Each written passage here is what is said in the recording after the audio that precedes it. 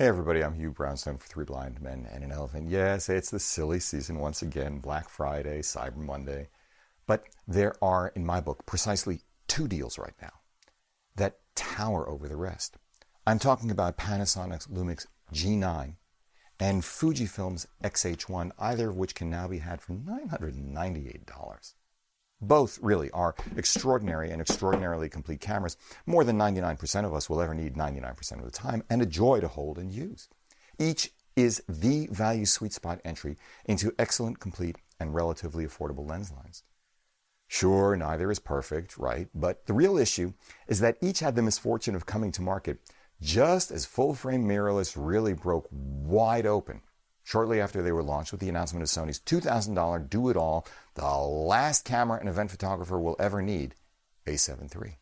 Which, by the way, is now, and this is the first time I've ever seen it this low, $1,800. If you want the best autofocus across the widest range of use cases, I assert the Sony is it, and the A7 III is the sweet spot in their lineup. If you're a workaday pro sports, event, wildlife photographer, Sony is the way to go. Really, the only question is, can I get away with an A7 III or do I want an A9 or an A9 II? To which I'd respond, if budget is a concern, spend the difference on the glass. But as soon as you move beyond autofocus, and this point is really critical, the difference in color science, high ISO noise and dynamic range at the sensor level across formats, medium format down to micro four thirds anyway, once equalized for depth of field, which you should do, and sharpness, micro contrast, and color correction at the lens level across the industry have so narrowed that, again, for pick your hyperbole, for 99% of us, 99% of the time, especially now that the majority of us consume photography and video on mobile devices, are so small that the basis for selecting one's gear has undergone a profound shift. At no point since the introduction of mirrorless interchangeable lens cameras has gear selection been more about accessible functionality, size, weight, handling, price, and joy. Now, in this video, I'll give you a quick take on the G9. In the next couple of videos, I'll cover the X-H1 on its own and then some honorable mentions. The G9 is a heck of a camera, always has been. I'll put links to all of our videos about it in the show notes below, and up above here if I remember. I probably won't. I'd tell you that it's better in hand, better built, has better EVF, IBIS, color science, and autofocus than the breakthrough GH5, which we paid for. It's among the best in the business, full stop, weather sealed at that. Now, like the GH5, it sports dual card slots, flippy screen, and dedicated 3.5mm jacks for mic and headphones. But unlike the GH5, it also offers high-resolution pixel shifting, creating stills that rival the output of medium-format cameras. Candidly, on the other hand, Panasonic hobbled the G9 a bit in the video department, but last week that changed with firmware 2.0, minus a couple of small and surmountable exceptions like unlimited recording.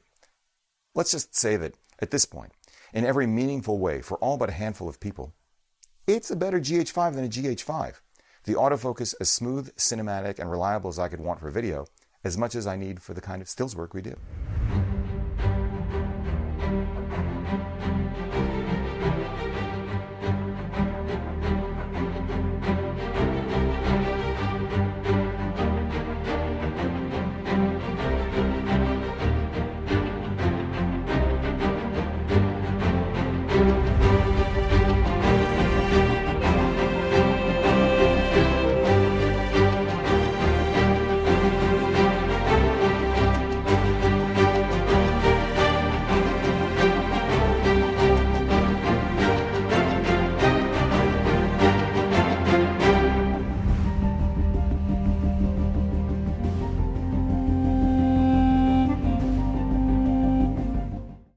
If I were a hybrid shooter doing more video work than photography work, especially if I wanted to shoot 4K 60p at 8-bit 420 or up to 10-bit 422 24p in camera, internally, never mind what you can do beyond that by attaching an external recorder, the G9 would be at the top of my list, the one I'd buy even if it were the same price as the GH5. It's the camera I'd probably buy, period. And again, I don't need 6K that the S1H offers, but it's not just that the G9 has one of the best menu systems out there, one of the best touch interfaces out there, feels great in the hand, has the best EVF south of a Leica SL2, Panasonic S1, or Sony A7R4, the best IBIS of any camera out there with the possible exception of the best Olympus. Most importantly, it gives you access to a wonderful lens ecosystem that is dramatically smaller, lighter, and often less expensive than the best full-frame systems. Like this little guy, the $550 Leica DG 15mm 1.7 we own. Tiny, tack sharp, fast, silent. A full-frame equivalent of 30mm, pretty well a perfect street photography lens. Or this guy, the $900 Olympus 75 1.8 we also own. Tiny, brilliant, silent. We use it for portrait work. Now, worried about shallow depth of field? Don't be. It turns out that in the real world, 1.8 on a full-frame 150 isn't even available, and if it were, depth of field wide open, at least for portrait, will usually be, not always, I freely admit, actually too shallow. Oh, while we're at it, if you're worried about resolution, don't be either. In the real world, we've got a 40 by 40 inch print hanging on one of our walls from the 20 megapixel micro four thirds sensor inside the G9, and that print is noiseless. Now, this guy, the 50 to 200 Vario Elmrit 2.8 to 4 loaner, is currently priced at about $1,500, $200 off its usual price. Made it to G9, this particular combo kept pace with this guy,